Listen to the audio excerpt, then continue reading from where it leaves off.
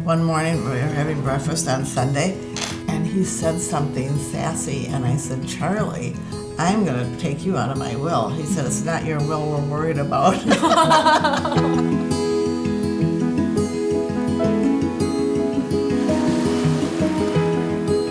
15 years ago, he passed away. I can't believe that it's gone so fast, and yet it's gone so slowly. We have 3 generations of Kubly women here today, and to me it's been remarkable to see how depression and mental health was dealt with each generation.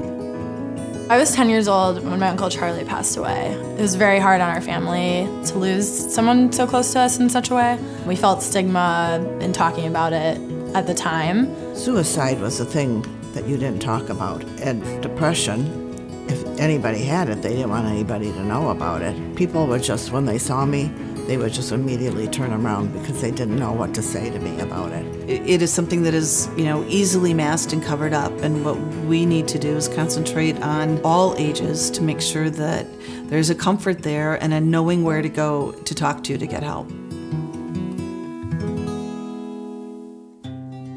I got involved with the foundation about 2 years ago.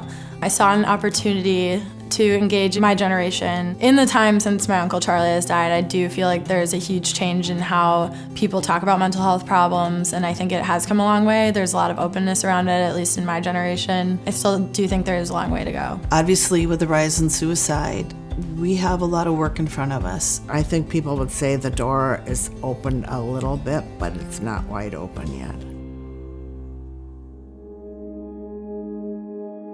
The crystal is a symbol for the 15th year anniversary. As everyone knows, when you hold a crystal up to light, the colors of the rainbow are shown.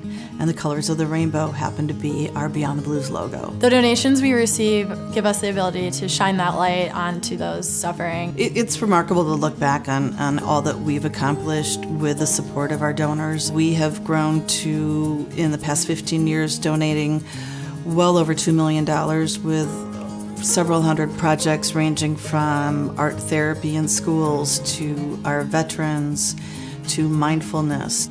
I stay calm, and I know how to stay calm. Seeing the work that my Grandma Bibi and my Aunt Molly have done in the past 15 or so years, it's really cool to see.